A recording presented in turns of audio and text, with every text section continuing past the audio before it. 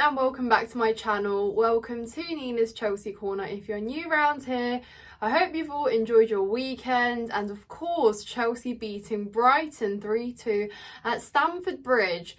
Two words, or rather two phrases, win and at Stamford Bridge, that don't really come hand in hand recently. So we'll take the 3 points. It was another game that just had you at the edge of your seat. And yeah, I mean, at least even with the dipping in and out of form for Chelsea this season, at least you're still guaranteed an entertaining game. And for those that are neutral fans watching that, you're welcome. We might have to just start charging extra, because again, it was one of those games where you went through happiness, despair, worry, anxiety, anger, just everything you can feel really. So us Chelsea fans are probably going to age quicker than other fans will this season for sure.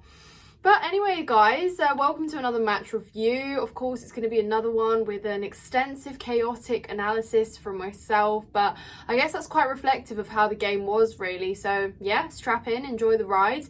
Like this video as well. And as always, comment your thoughts as I go through mine. So, the most important thing to take away from yesterday's game is the 3 points. Because Chelsea need to be climbing further up in the table.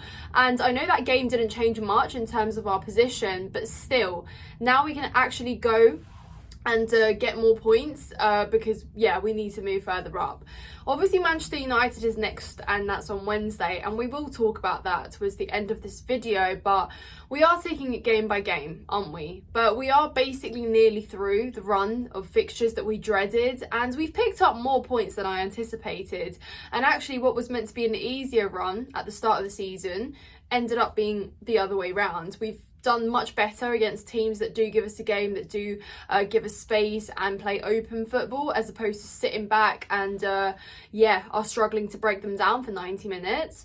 So yeah, we have been entertained, but we haven't also taken as many points as we would have liked, really. We've put on some great performances, but unfortunately great performances don't pull you up in the table, essentially. So yeah, but again, I thought that game had everything. Enzo Fernandez bagging his brace, just absolutely amazing, considering he's been subject to a lot of criticism recently. Obviously Levi Colwill, formerly Brighton, Levi Colwill for last season, literally one of their best players, scoring against them, and he had to stop himself from celebrating, didn't he? Because I mean, obviously your first goal, you're going to want to celebrate it, like the emotions were there, but he was in front of the away end as well, so I think he just did hold back a little bit.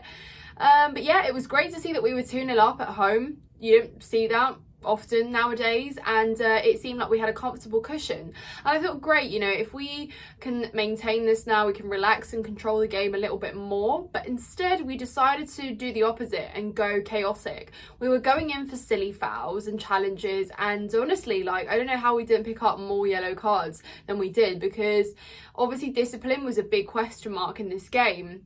And not just the fact that Gallagher got sent off, which was obviously a big issue, but other players were also acting like loose cannons on the pitch. And things like that should not be happening in games like that, because we could have thrown away a very comfortable 2-0 lead, and we almost did. But yeah, thankfully it didn't go against us yesterday, but it could have been a lot worse. So yeah, it was a great assist from Badiashile with an overhead assist for Enzo to header in, and I really didn't think that his first goal was going to be a header considering he's one of our shorter players. I mean, it was from close range, but again, he was just set beautifully by Badiashile, who I thought had a really good game.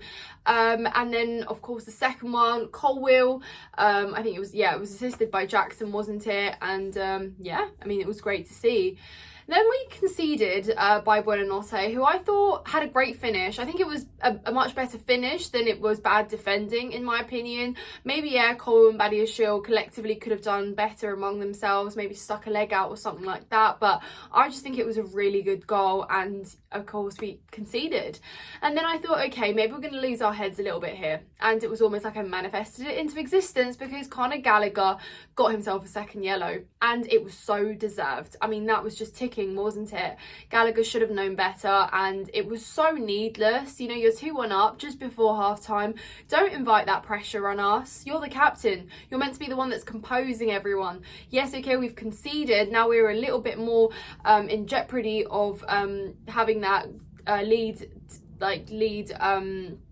decreased, but equally you're still winning, and you should be the one that's composing everyone and installing faith as a captain to continue on. Instead, he gets sent off, and I just think the game's done then and there, because I look at Brighton's bench and I think De Zerbi's going to bring all those players that he's got sitting on those bench just waiting to punish 10-man Chelsea in the second half. And again, I manifested it into existence because he did in the second half.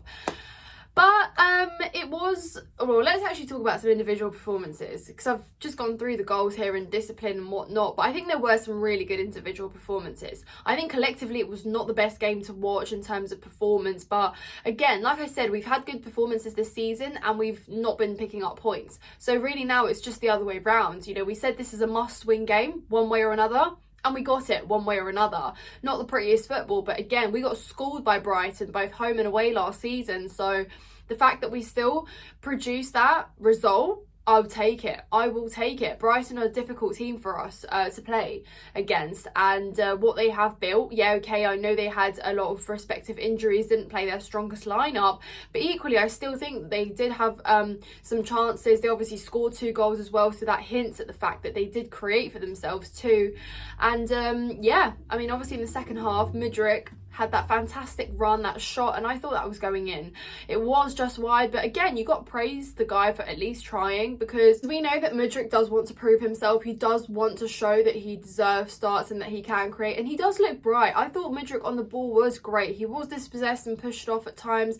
At times Jackson didn't really read what he was doing either, and he was maybe robbed of an assist with a really good setup from the left flank there. And I think he does offer something. Like, he does have that energy to him, and I would like to see Mudryk start more often. I almost feel like a parrot for saying that ever since he even signed for us, but yeah, I mean, it just continues on, doesn't it? Obviously Mudryk was also brought down by Milner, because I mean, after De Zerbi brought on Milner, Joao Pedro, Mitoma and Gross at the same time in a very threatening and dangerous quadruple substitution, he basically, yeah, I mean, I think Mudryk was free on goal. You know, had he kept that ball, you never know, that could have been a goal, and instead it was obviously a penalty. It was the right call. Obviously in recent times, the decisions that have been made, you do kind of worry there a little bit, because initially you're thinking it's not going to be given, but then it is given. And Enzo Fernandez puts it in beautifully. Obviously Cole Palmer's not on the pitch.